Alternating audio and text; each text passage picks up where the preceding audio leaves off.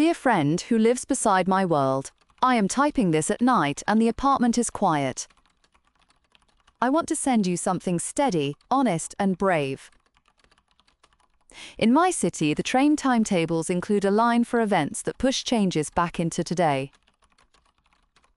Most days I do not notice it at all. Then a notice arrives, and I feel uneasy.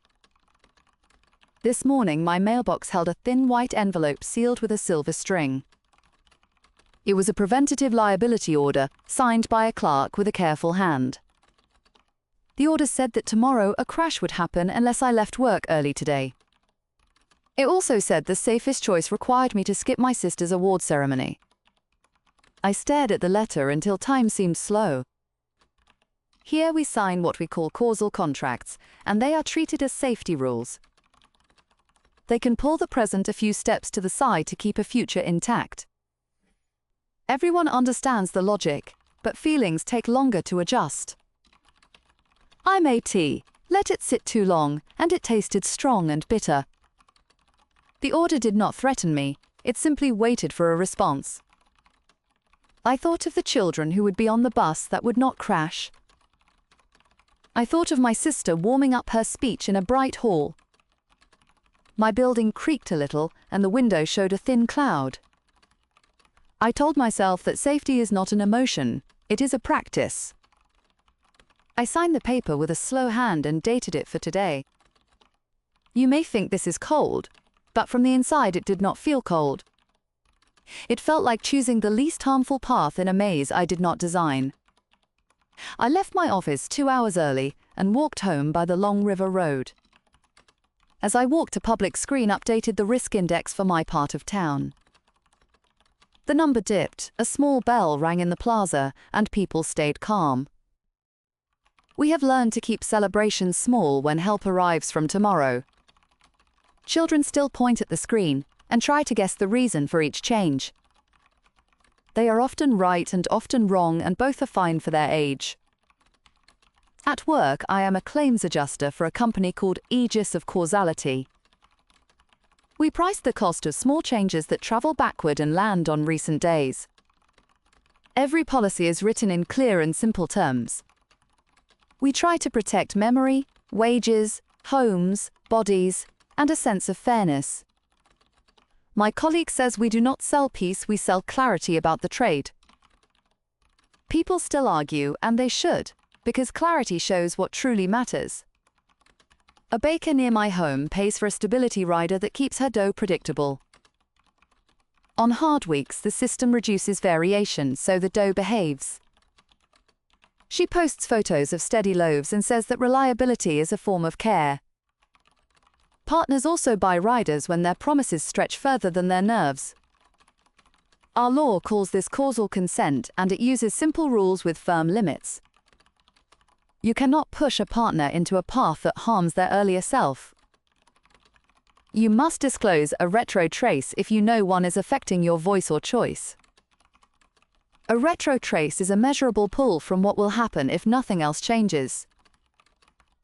We have learned to say, I feel a pull, and I want to name it. That sentence prevents many small harms before they grow. Schools teach this too, with plain exercises about promises and choices. My niece played a classroom game where 2 teams traded changes across a rope line. Her team learned that kind actions work in either direction and do not break things. She came home with ideas and asked if we could adjust the weather for picnics. I told her weather is under another office and our permission there is narrow. She nodded, said she understood, and drew a calendar with flowers for spring. In hospitals, doctors use gentle loops to reinforce a patient's recovery plan. It is not a trick, and it does not rewrite identity. It supports earlier choices that make healing easier in small steps. Nurses leave notes that are kind, precise, and sometimes light in tone. A friend finished treatment last year and says the support felt helpful. He also says that free will works best with guidance and good information. I keep that line on a card near my desk at work. Our courts carry a heavy task, and they speak plainly to earn public trust. A judge told a reporter that justice needs straight explanations. Some rules point forward and some rules point back, and together they must stay consistent. The hardest days come when the lowest cost consistent path spares many and removes a few joys. We debate those days in parks, on trains, and in kitchens late at night. My own line was pulled last spring when a couple lost the right to a loop. Their loop would save a plaza full of strangers and remove the day they met. The court chose the plaza, and our company denied the payout on those terms. I read the file 3 times and then I cried in my small office. I do not hide that, because honest air is healthy for hard news. Later the couple started a support circle for loop survivors and asked me to help. We drink tea and tell the exact truth in small, careful steps. Some nights someone laughs and the room feels lighter. Other nights the room stays quiet, and that is also fine.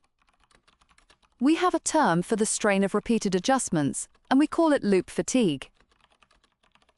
It feels like trying to stand still while the floor moves a little. Doctors treat it with rest, sunlight, and permission to keep one day unchanged. Some people carry tokens to stay steady, like a coin, a ribbon, or a phrase. My token is a train ticket from the year my father taught me how to wait in line. He said that waiting is not empty, it is time with purpose. I think of that when I sign a new contract, and the pen feels heavy. There are limits that keep the system fair, and we guard them with care. Parents cannot sign away a child's early years beyond what the law calls the play margin. The play margin protects free afternoons, safe mistakes, and open time for daydreaming. If a family breaks this rule, the court cancels the loop and assigns support tutors. I have seen those tutors work, and they are both kind and firm. They teach parents to guide rather than steer and to praise progress. Our news tracks these cases and reports that the rate is going down. The number is moving in the right direction and people hope it continues. Dating has its own style here, and honesty is our matchmaker. We do not ask what will you do, we ask what will you help me become. First dates are simple and public, and the bill is split in 3 ways. Part goes to the cafe, part goes to a neighborhood fund, and part pays a stability tip. The tip keeps the evening steady when outside loops push on it. It is a small price, and it is polite. Workplaces run on clear rules, and the rule I value most is the changelog. Any team can request a gentle pull on yesterday, but they must write a plain summary. The summary must explain what will change, who gains, who pays, and how much. It must also include a human reason that is real and specific. Many ideas fail at that last line, and that is useful. I failed at it twice last winter, and I learned to make the reason true. Our union won a right to a clean morning, which we call a reset day. Once a month you may declare a clean morning and refuse all retro pulls at dawn. It keeps people calm, it keeps companies honest, and I sleep better because of it.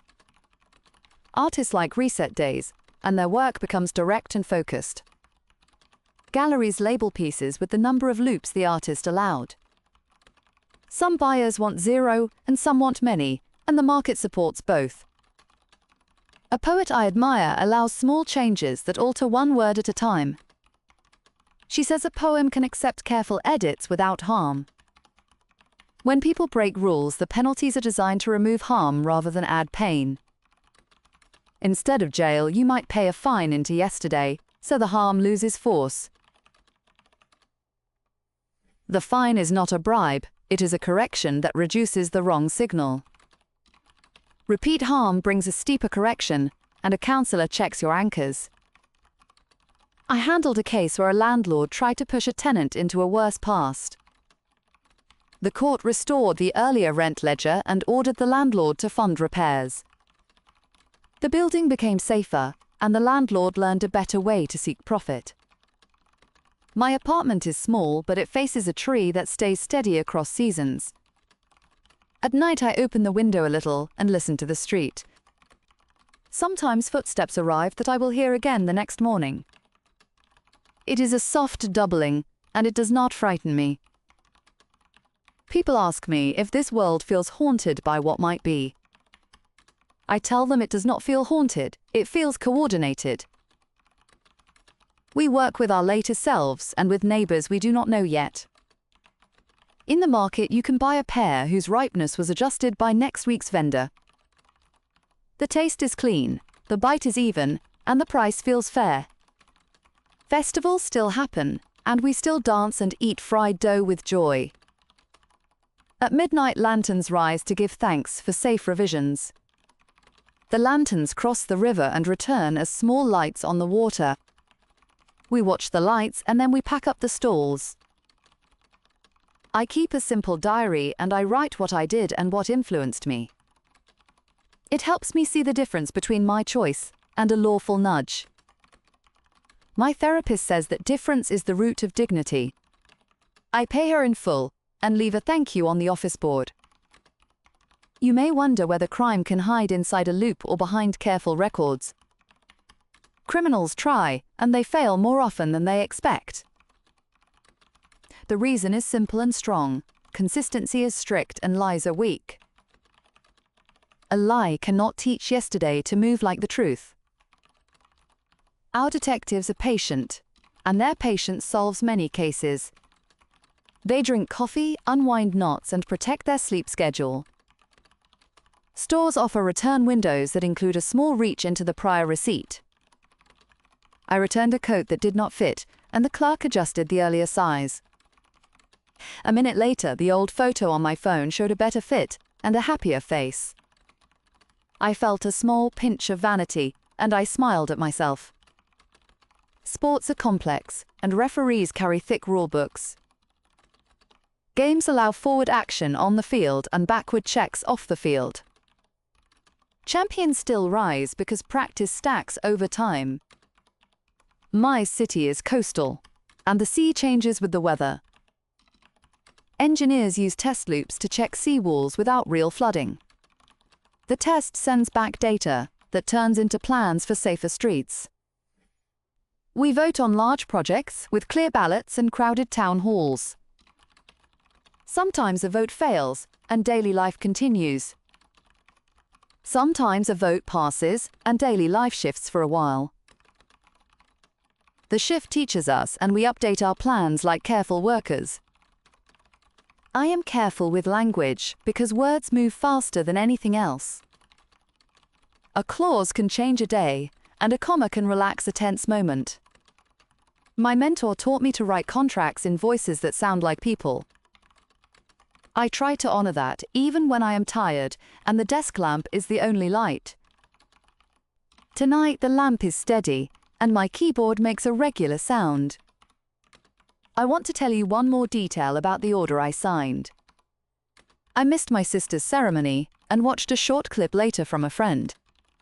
She smiled, held her plaque, and waved toward an empty chair with a shrug. After the event she called, and I told her the exact truth in simple words. She listened, paused, and said she was proud of me anyway. The bus made it through the corner with room to spare, and the driver slept well. No siren woke the neighborhood, and the streetlights stayed steady. Sometimes safety is a story with no fireworks, and that is good. I will take my sister to dinner, and we will order extra bread. We will toast the kids we never met and the driver we did not thank. We will talk about work, the weather, and a dress that finally fits. When the bill comes, I will add a stability tip and sign my name slowly. Please know that our world is not a puzzle box for clever people. It is a place for ordinary effort, tidy records, and patient care. We make mistakes and we apologize to each other in the present. The apology moves from one person to another and changes the future by trust. Sometimes the best loop is the one we do not use, because trust is enough. I have felt that, and it is a clear feeling. People write to the newspaper asking whether we are still truly free. The editor answers that freedom is a road with signs that say please be kind. I keep that clipping near my fridge magnets and I read it when I doubt myself. Doubt is not the enemy here, because it slows the hand and clears the eye. We let doubt sit with us, but we do not let it decide the plan. I hope this letter gives you something you can use when your day is unsteady. If you face a choice that touches many lives, choose the path that keeps dignity. If two paths are equal on numbers, choose the one that leaves people more able to love. I believe that rule works forward and backward and stays useful. My window shows the river now, and the moon is bright. Tomorrow will send it small notes, and I will answer with a clear voice. I will keep a reset day on my calendar, and I will protect it. I will say no to loops that try to replace who I am becoming. I will say yes to loops that help me keep promises without breaking the past. If you visit someday, I will take you to the baker, and we will try the warm loaf. We will sit on the curb with napkins and talk about train bells and clear rulings. You will ask how we sleep, and I will say we usually sleep well. On the nights we do not sleep, we take long walks and listen to the street. Your world will feel strange to me, and I hope mine feels respectful to you. I am grateful our words can cross the border and return safely. Keep this letter on your phone or by your lamp so you can find it easily. When it rustles, it is not magic, it is a reminder to keep going. If you write back, I will read every line even if it arrives out of order. I will answer with care and I will not rush your questions. Thank you for staying with my letter until the end. I will close with a simple wish for good rest and steady mornings. From your friend who lives in the neighboring world, I send steady affection. Thank you for listening all the way to the end of my letter today. If you liked this story, please tap the like button because it helps. Please subscribe to this channel so our next letter reaches you quickly. I would love to hear your thoughts, so please share a comment below. If you wish to support our work, please use the QR code at the bottom right or the link in the description. You can also find links in the description to other works from a different series under the same channel. Until next time, I wish you a calm night, and I hope you join me for the next message.